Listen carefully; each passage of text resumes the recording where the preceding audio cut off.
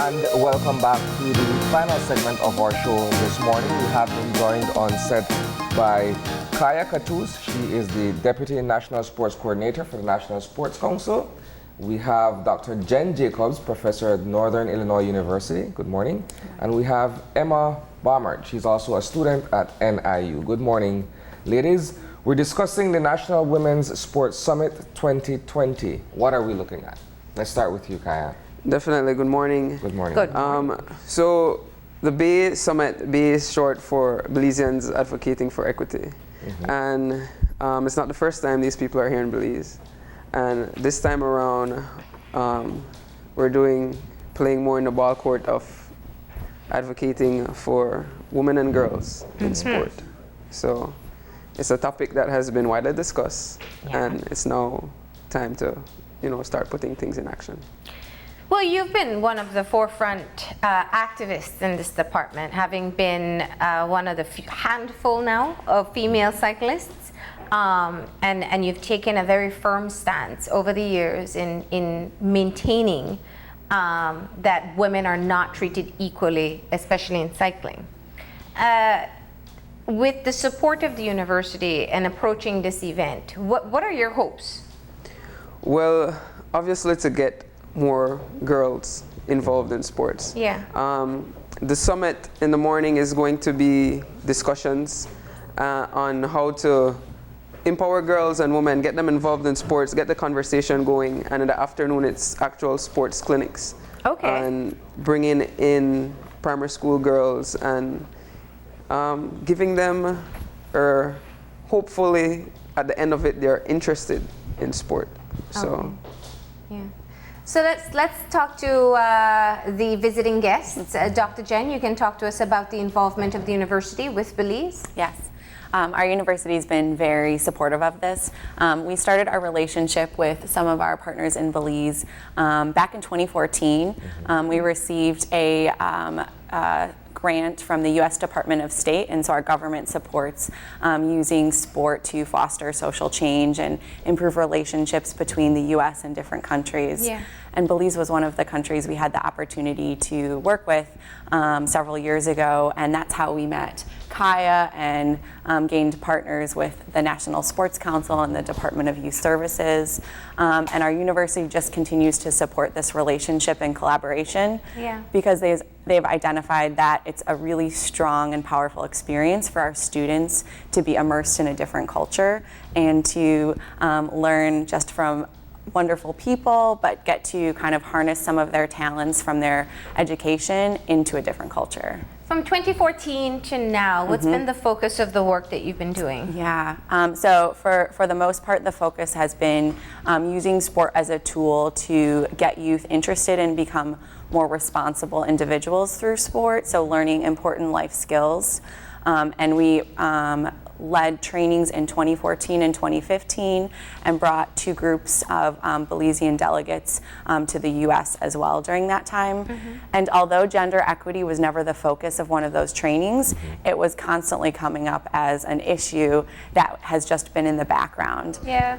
And so we're really excited that finally we get to kind of focus and showcase that we recognize that support is needed, and in a way of partnering with our partners here, we are able to kind of address that at the forefront. Yeah, so instead of just having it as a back burner issue, you're really just tackling it head on this time around. Precisely. Now, of course, there's a bit of cultural sensitivity, especially if you're coming from the United States and you're working with Belizean athletes.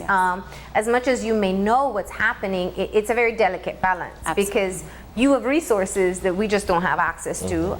Sometimes you have kind of enough athletes to get the movement going, while it's just been a handful of people like Kaya. So how do you approach that with a collaborative effort? Yeah. A lot of our focus is on how to do more with less, and that you don't necessarily need lots of money and resources to tackle some of the social issues.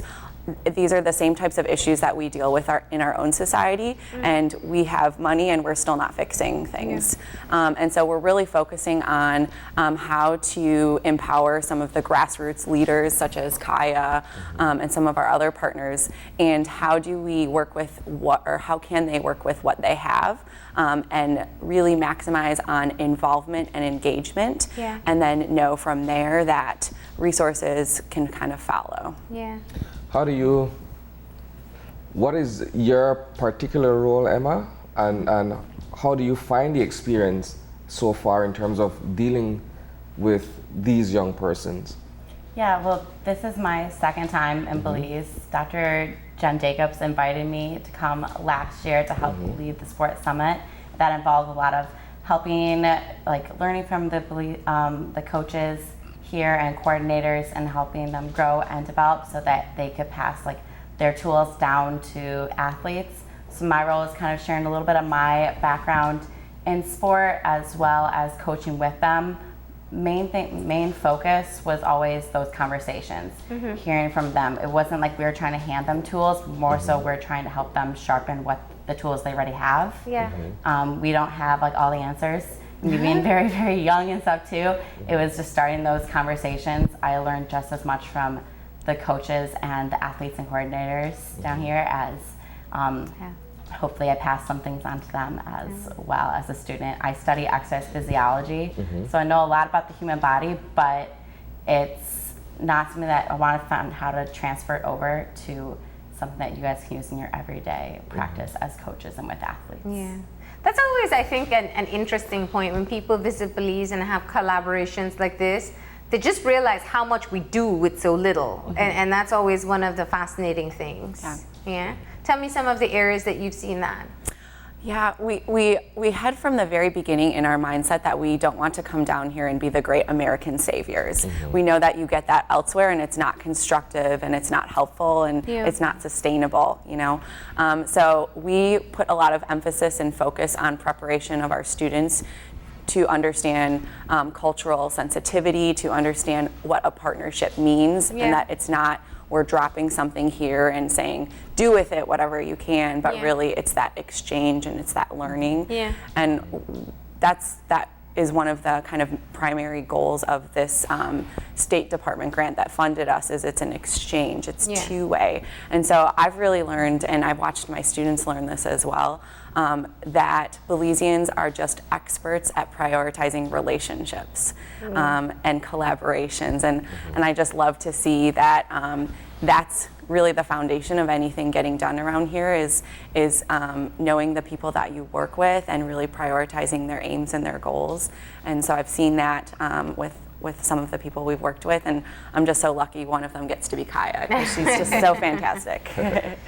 You know, there's so much research, and it almost feels like we can say it without even reading the research, that we know having involvement in sports can have such positive effects on from children right up to adults, but they get nurtured as children.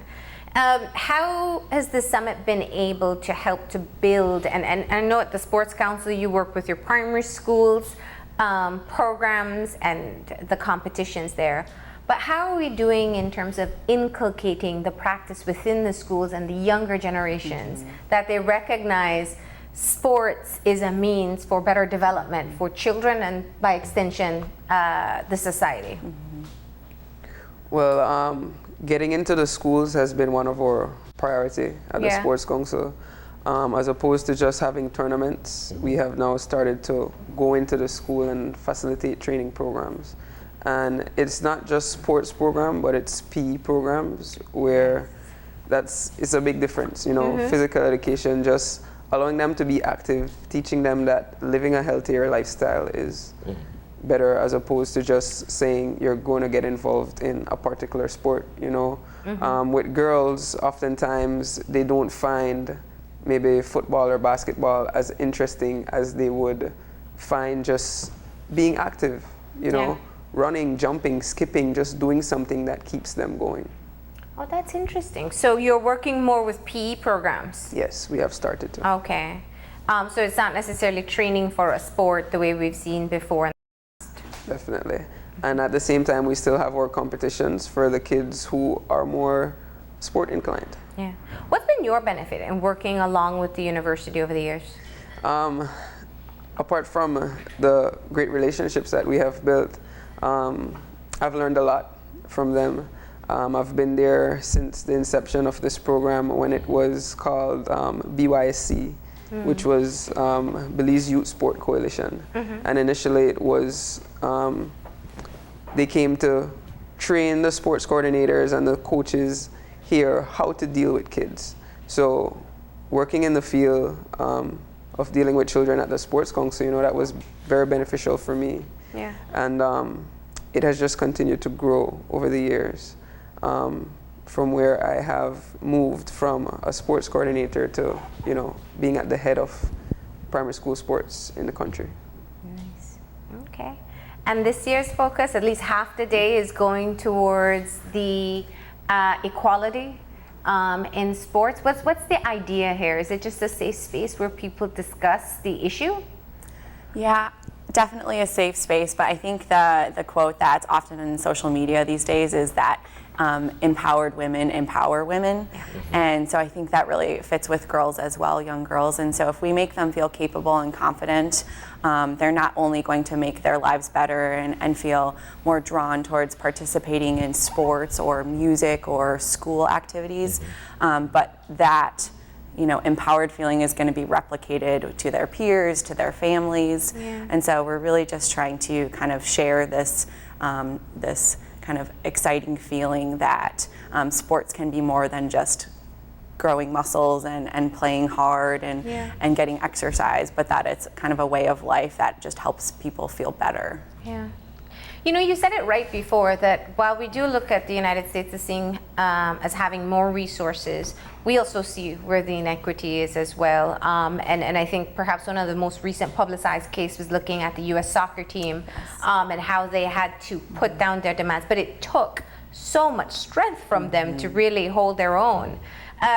Lessons like that, I think, are that's pretty much what Kaya had to do here in Belize, just on a smaller scale. Sure. But how do you come together and not feel, burdened by the fact that it's so insurmountable that here we are in 2020 still facing these issues as women? I mean, you put in as much time in your craft as any man does, but the recognition just is not the same. Do you tell me, as a student athlete?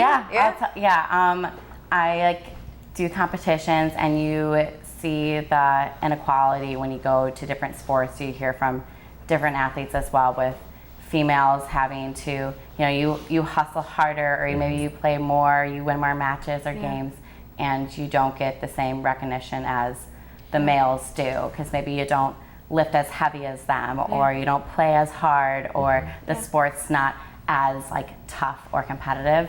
But it's just the way you can see the challenge as an opportunity to continue to grow, and it's our opportunity as females to keep coming together and have the support of some males as well that are advocating for females, which is very, very important here.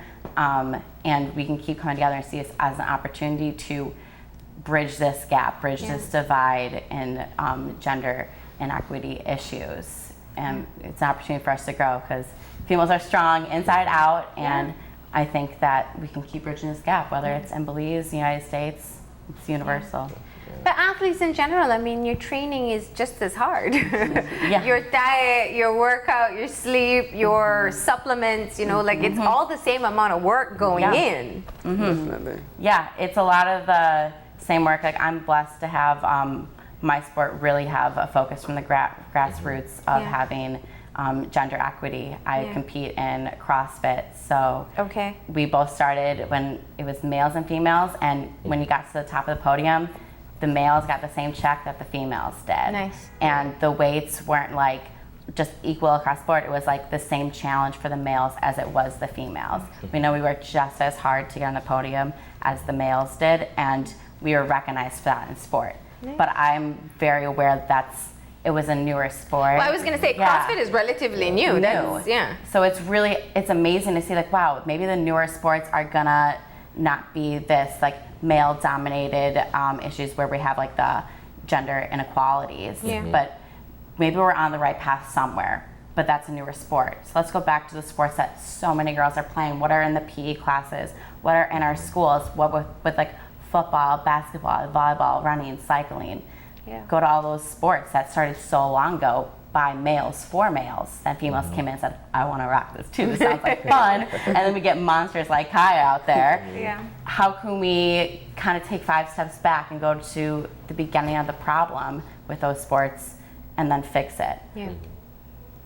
So what's the plan at the summit? What's on the agenda?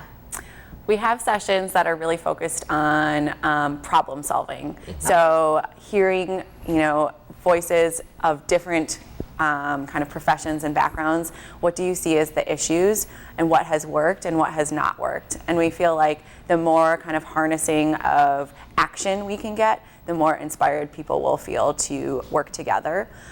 In some of the earlier trainings we did in 2014 and 2015, we brought, I think it was around over 30 different organizations together, and it was amazing to see people who are working in like-minded organizations that hadn't talked to each other before and hadn't collaborated, and suddenly have this pathway for communication and for action. And so we hope to see some of that, where maybe somebody from the Football Federation can collaborate with somebody from a volleyball club and say, wow, we kind of have the same goals in mind. Maybe we have a different ball we're playing with, but Yeah. can we share some resources? Can we share some of our strategies for success, and see if that can prompt some action? And who's invited? At the start of the summit tomorrow, we have a panel discussion. Okay. And some of our panelists are females who are also involved in sport or involved in making sport happen. For example, we have Mrs. Candice Marson. She is the director of Special Olympics That's Belize. She studied physical education in Cuba, and she is a past track and field star. We have Miss Katie Vaughn, who is an ex-volleyball national team player and also a track star in her days at college in the US.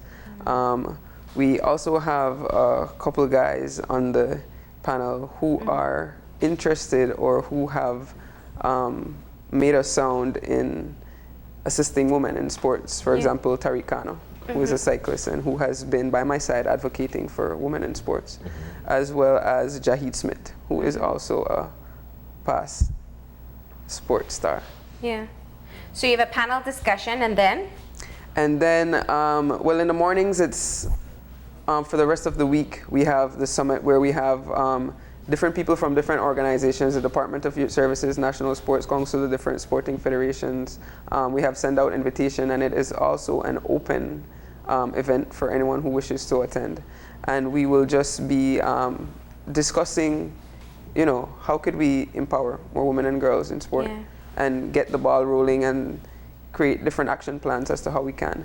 In the afternoon, we have the sports clinics, where we have invited all the primary schools in Belize City to send 10 of their female students to, not the girls who are necessarily already involved in sport, but girls who are interested. Yeah. And the aim of the sports clinic is to boost their interest in whatever sport it may be.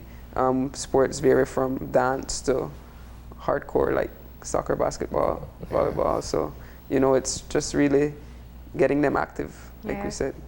Okay. You can start up a junior CrossFit in Belize if you want, yeah? Well, This for our is- warm-ups, that's what we really are going to focus on. We're going to get all the girls together, because I think it's really important to focus on like that strong is beautiful and what strength looks like. How does each girl define what strength means to them?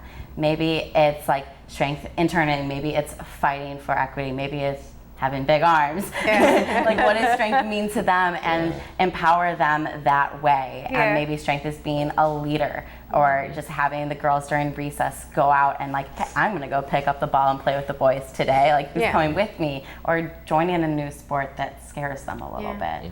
I think that's a huge part that we're gonna focus on in the beginning to get them all warmed up, and then we're gonna go show them different sports. Are we seeing a change? Are you seeing like slight movement on the ground as yet? I mean, we saw our female volleyball team dominate, and I think they really creating a movement. But is it just a one-off thing, or are we starting to see change?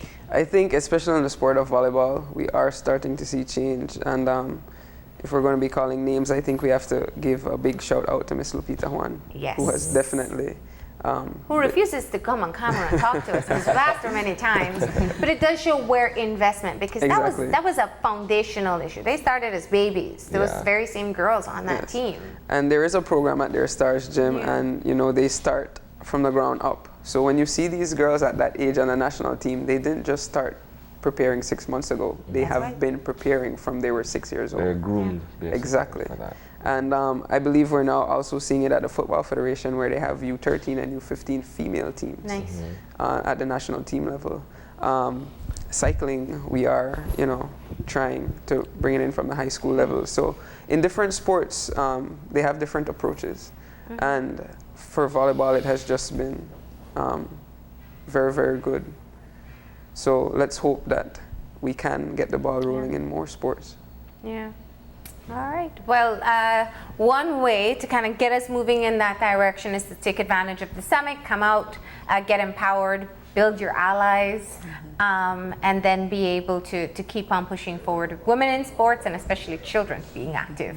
So the sports clinics, those are for students that have been selected, Yes. but the morning sessions, the summit, those are open. Open sessions. Where are you going to be?